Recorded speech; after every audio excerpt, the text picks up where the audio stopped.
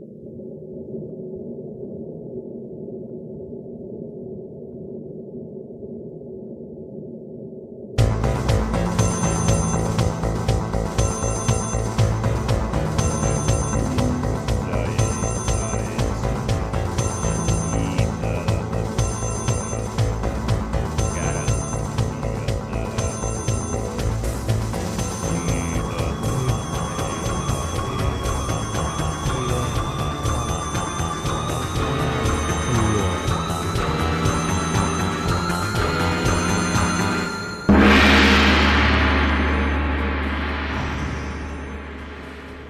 know what they say, if you build it, they will come haunt you until you eventually die. Who's they? Who says that? Who will haunt you? I don't know. Those are the answers you'll have to discover for yourself. Hello and welcome to a new episode of Ghoulish. My name is Max Booth, a host, and today on the program we have Scylla Reed joining me today. We're talking about spooky buildings and celebration of a brand new novel, The Bone Weevil's Ultrad, out now from Journal Stone Press. I'll be honest right now, it is one of my favorite books of 2019, and if you like spooky schools, spooky buildings, secret passageways, this is a book you want to buy. It's a book you want to read, but not until you listen to my episode with Scylla Reed, which is about to play right now.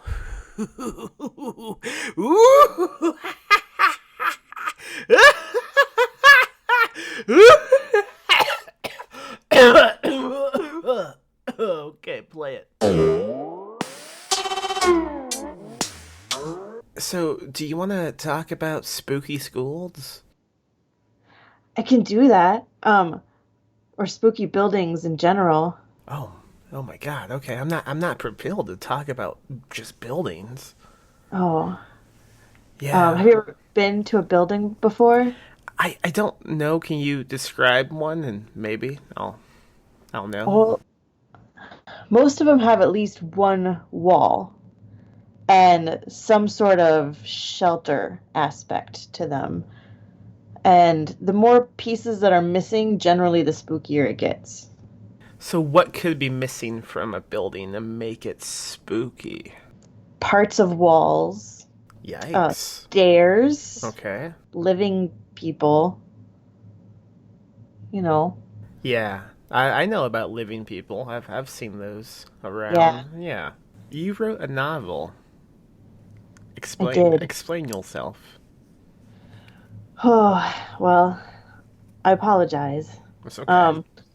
Yeah, I did. I wrote a novel, and it takes place in a spooky building, specifically a spooky school that had been a grand family estate, which before that had been an old abbey, and it has a history of spookiness. Now, what the heck is an abbey? Well, it's an old seat of the church in this case, in this part of Yorkshire.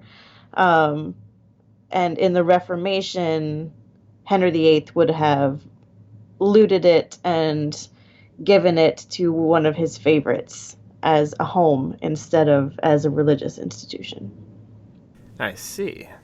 Yeah. Is that what that show's about? An old church? You know what show I'm talking about, right? I don't. Oh, that's okay. Sorry. It's all right. We don't have to get into it. I know it's a sensitive topic. Have you ever seen a movie called Major Pain? I haven't. Oh, okay. That's okay. Sorry. I'd be careful about asking me about movies and shows because I don't get to watch very many. Well, that's most of my questions, so. Okay. Well. Have you ever seen... No, I haven't. So I do I like movies and books that take place in like haunted buildings or haunted schools, things buildings with a spooky secret to them that someone slowly uncovers throughout the plot, and that is basically what this novel is.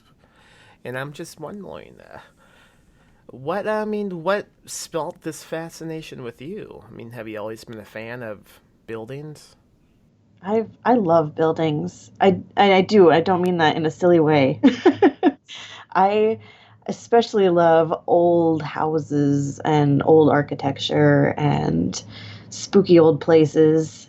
And I think, I mean, it probably started for me with the book The Secret Garden and Misselthwaite Manor and that spooky old house. And it is one of those stories where the character is slowly uncovering the secrets of this house, and with the house, she uncovers the secrets of this family. And that definitely resonates with me a lot. And yeah, I've always just been obsessed with cool old houses. When we drive through old towns, my family to this day, every time they see a weird old looking house, they just point to it and say, "That's Sarah's house." You know? Do you ever go inside these houses? I sure do. Nice. Every chance I get. Any Uh, complications, like from families who live in these houses, or are they pretty cool about it? well, I try and at least go into the ones where either I've had an invitation or they do tours or something. I've only blatantly done anything illegal to get into an old building. Just like probably two or three times. Oh, well, that's cool. Do you want to get into one of those times, or can you not talk about it because of prison? I think if I speak in general terms, I should be okay. Okay, yeah, just use a code words. That's fine. Okay.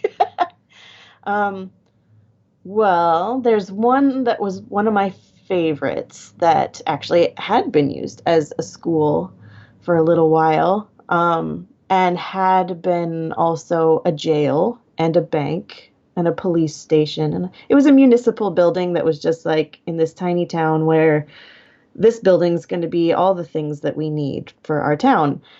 And like there was even a swimming pool in the lowest level, and it still a little juicy, just from all the standing water that was around. And there was a church pew at the bottom of the water. My God, this Uh, building has everything. It's like a it Costco. was one-stop shopping for horror, that is for sure. Paint just flaking off the walls, the ceiling just kind of crumbling over your head. Uh, no electricity, had flashlight.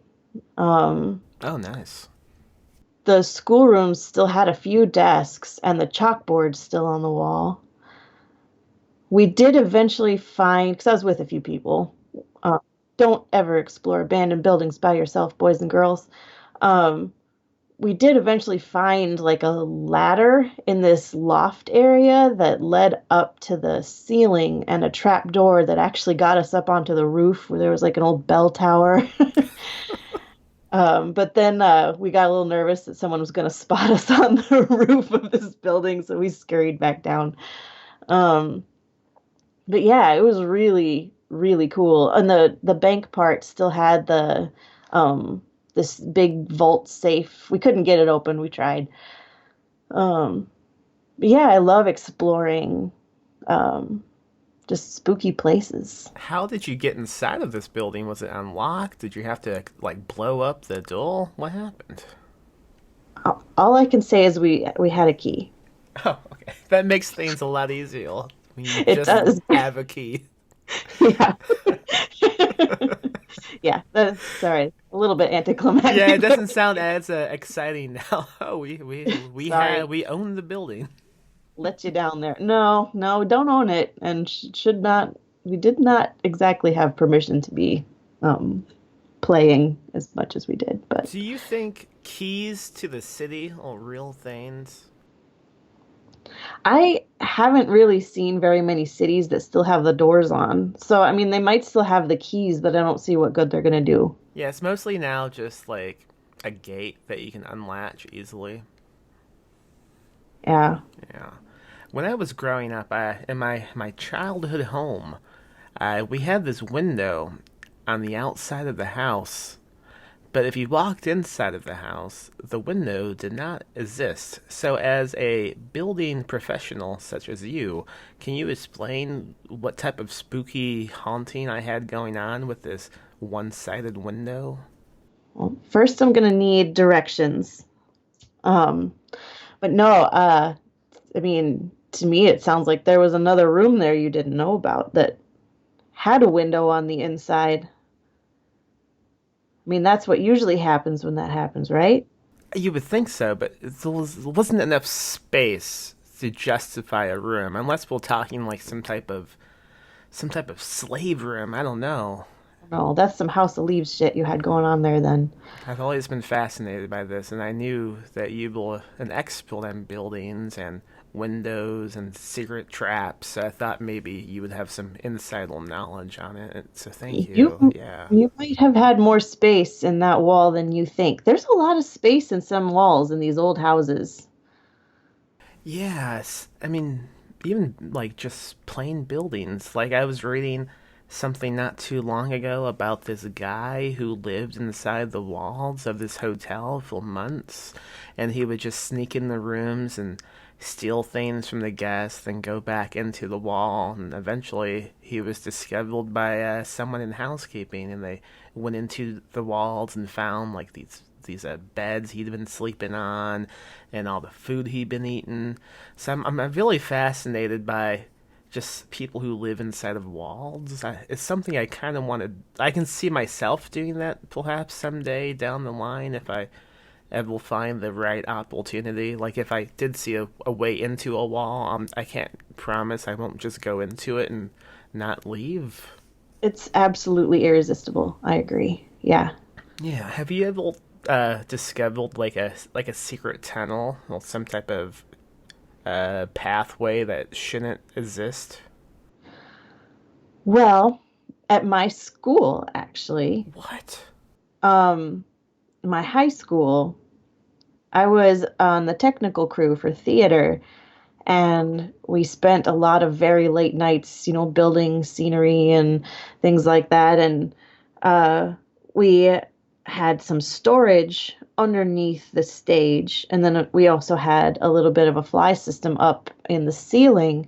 And in both of those places, we found rooms that there was a couch in the ceiling. I mean, it was like What? Please describe this, Mill, because I'm having a difficult time imagining a couch in the ceiling. yeah, well, like we had the light booth up, where we could go and hang lights, and um so there was quite a bit of space up there, under the roof but above the ceiling. And we there were only a few of us allowed up there. You had to have special training to go up there for one thing, and you also had to be light enough so you weren't going to like fall through the ceiling.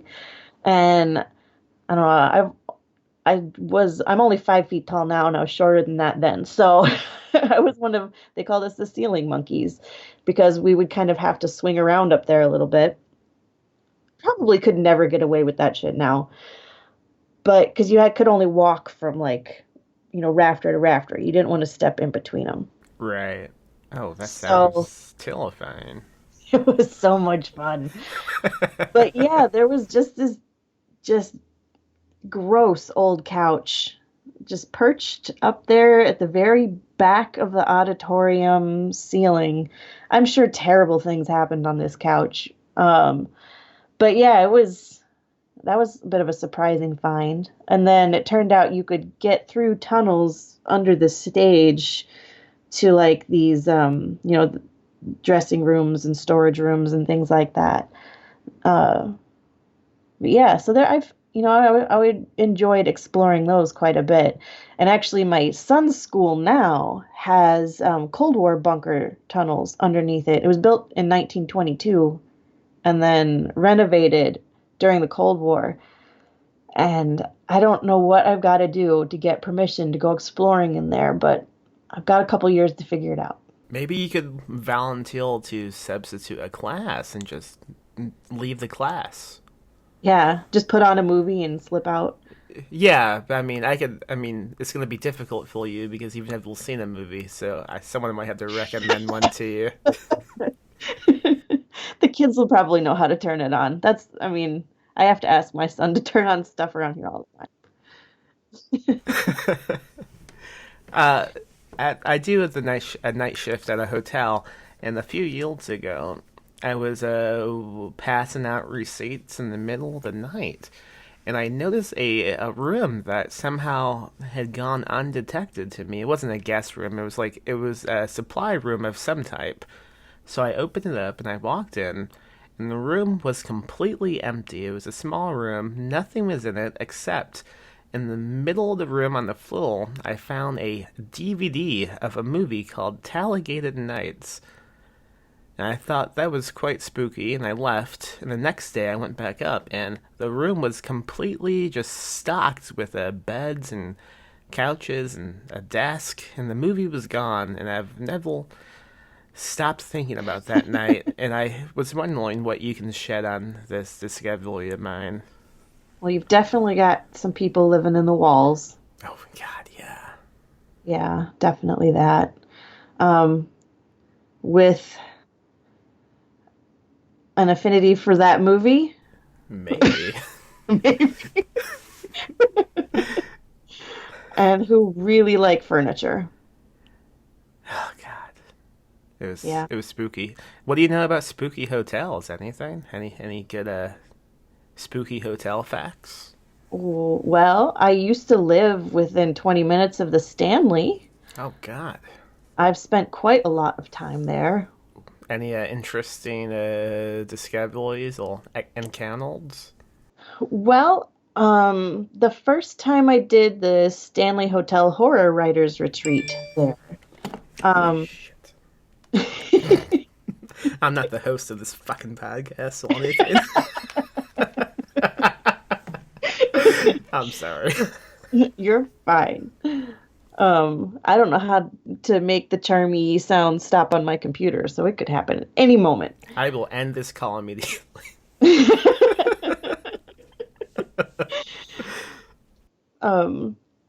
But we got to do an overnight paranormal investigation with some members of the Ghost Hunters at the Stanley.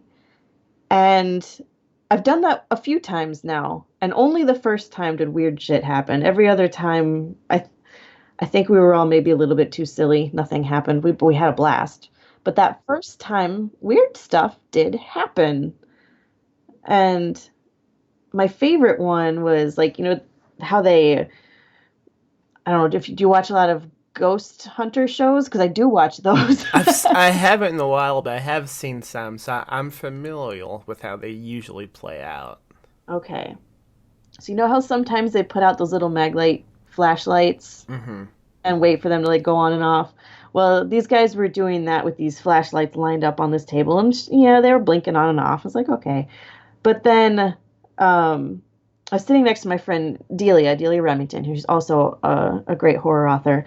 And like they had one of those little radio boxes going, and it started saying weird things that like meant something to her. So she was getting a little agitated, and one of the ghost hunters was asking questions, and then all of a sudden one of the maglights just like got knocked off the table, even though no one was touching it, and it landed at our feet and then turned on us. No. And it was like, huh. Because nobody had touched it, but you could hear the thwack. Yeah. So that was a little spooky. And, people in what they call Lucy's room in the basement underneath because when you do the overnight tour, they take you into areas that you're not normally allowed to go in the Stanley, like in the storage rooms underneath the theater and into the tunnels underneath the hotel.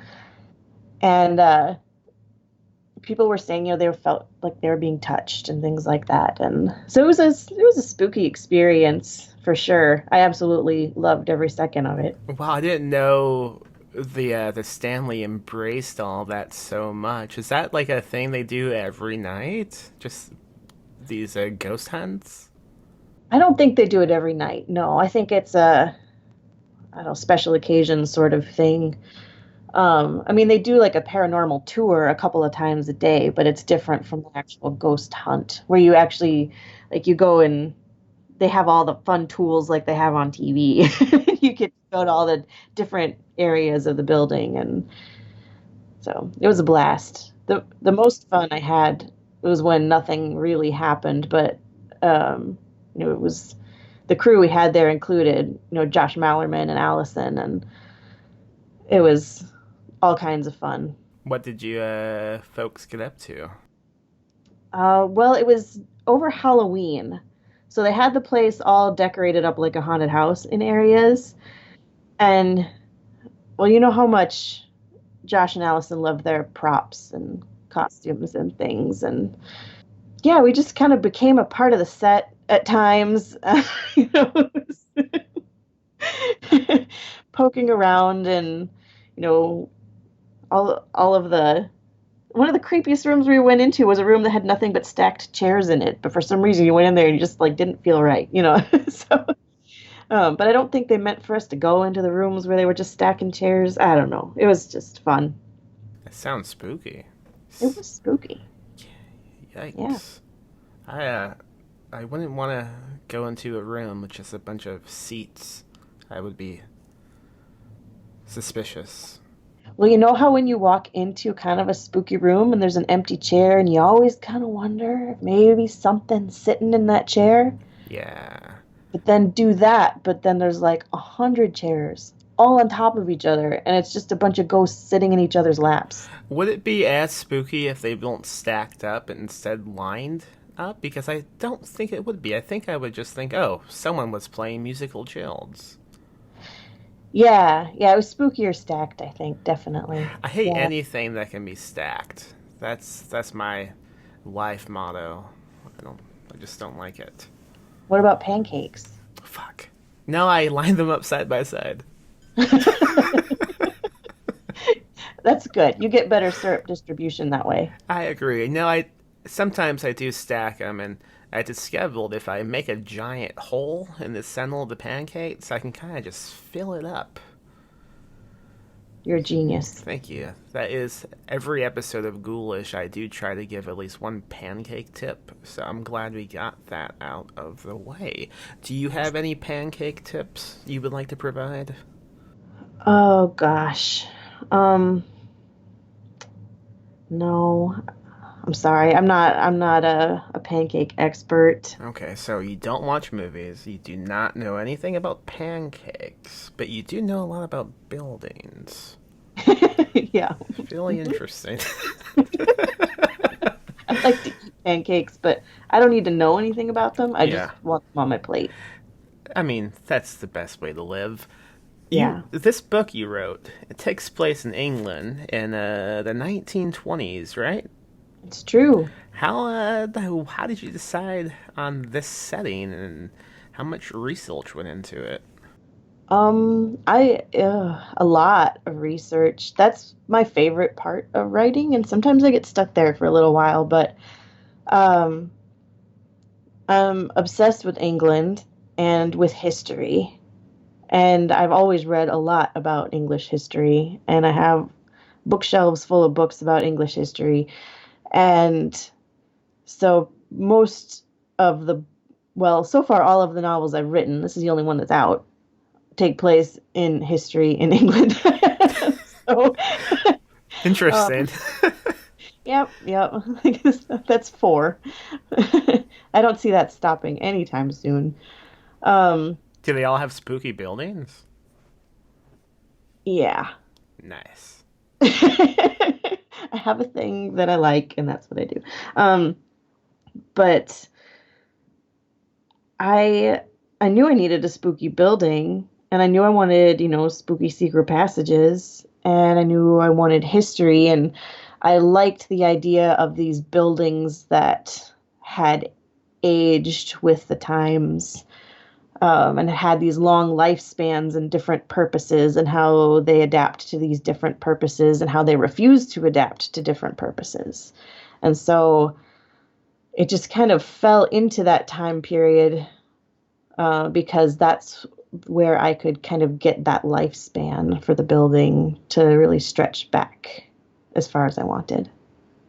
Right. Well, I think you definitely did an amazing job. The book is fantastic. It has just the right amount of spookiness. It really it unsettles you as you read it, and I liked it a lot. What would you call this? Would this be considered gothic fiction? I consider it gothic horror, yes. Okay, cool. I'm pretty dumb, so I never will know what is gothic. What do you think, like, defines gothic fiction? Well, I mean, I think this one fits it just because I just pretty much threw all my favorite gothic tropes in. Okay. Okay. But I do think you could even have like contemporary gothic. I don't know, there's that sense of dread. I definitely think setting is very important to gothic fiction. I think setting plays a big role in it. Yeah. But then, yeah, setting's one of my favorite parts. So, yeah, I don't know. I've had people tell me it isn't really horror, and I've had people tell me, oh no, it's a historical thriller, or oh, it's a Yikes. mystery, and I'm just like, yeah, okay, well, no, it's gothic horror. They don't dissolve pancakes, I'll tell you that. No, That's an no, awful thing to especially say. not with a secret well of syrup in the middle. Ooh, a secret. Wow. I didn't think about that. A You secret could passageway in the pancakes. you could put the lid of pancake back on the hole you dig in the pancakes and make it a secret passage. You just blew my goddamn mind. Oh yeah, architecture. It's all in the architecture. um, okay. So you wrote this novel, and it's out now. How can folks find it? It's in all the usual places, Barnes& and Noble, Amazon, or ideally directly through the publisher, Trepidatio Publishing. Yeah, it's been out since February. You mentioned to me before we got on the podcast that to celebrate doing this interview, you would hide one signed copy of the novel somewhere on the planet in a secret passageway, and you would provide up to 5 clues. So, did you want to go ahead and get on with that? Do I have to give all 5 clues, or can I just give one clue that leads to the next clue? As many as you want. This is all you. I have nothing to do with this. Okay. Hmm. I think the first clue is going to have to be you have to look for the tree that fell over by the river that's about 500 yards east of the drawbridge. Wait a minute. Are you talking about my backyard? Hold on. Okay, I found it. Never mind. It's done. Oh, okay. It was in my desk. Okay. Oh, Wow. wow. You didn't even need all 5 clues. No, I mean, I just had to look out my window and I saw the sign by the bridge that said "Looking Old Desk, Max." So, Oh, okay. Well, yeah. wow, you really picked Well, up on that. I Mystery. apologize to my audience who may have just gotten excited about doing a scavenger hunt. Too bad. It's done. I found it. Well, if they show up on your doorstep, I I'm not responsible. I think you might be. You did sign that contract ahead of time, so Oh, shoot, I didn't read it. that's okay. It was I mean, who reads anything? No How do you one. read? No. I only read something if it's written in pancake. So, how can folks find you online? Well, my website is a good place to start because it links to all the things. It's inkwellmonster.wordpress.com. And I'm on Twitter and Instagram at InkwellMonster, all one word. All right. Yeah. Fantastic. Well, I think this was a fun time. I enjoyed talking to you about spooky buildings. I like things that are spooky, and I like things that have secrets to them. And that's what we discussed today. I also like this book, and I think people should go read it. I also just realized nobody has mentioned the name of the book yet. Oh. Well, since it's not written in pancake, I'll read it to you. Okay, thank you. It's called The Bone Weaver's Orchard. Oh, that's how you say that. Bone. Yeah. Gotcha. I thought it was Boone. Well, That works too. thank you. Thanks for doing this again. Have a great night. Thank you so much. I'm going to go get some pancakes. Did you enjoy today's episode with Scylla Reed? Of course you did. It was a fantastic episode. We talked about spooky buildings. We talked about pancake recipes. Are you hungry? Probably. I am. I'm always hungry. What about you? Please go buy Scylla Reed's new novel, The Bone Weaver's Orchard. And if you're feeling kind of jealous, why don't you go leave a rating and review on iTunes for Ghoulish? And hell, you know what? Since you're already doing things for me, why don't you go pledge a buck or two on patreon.com/PMM.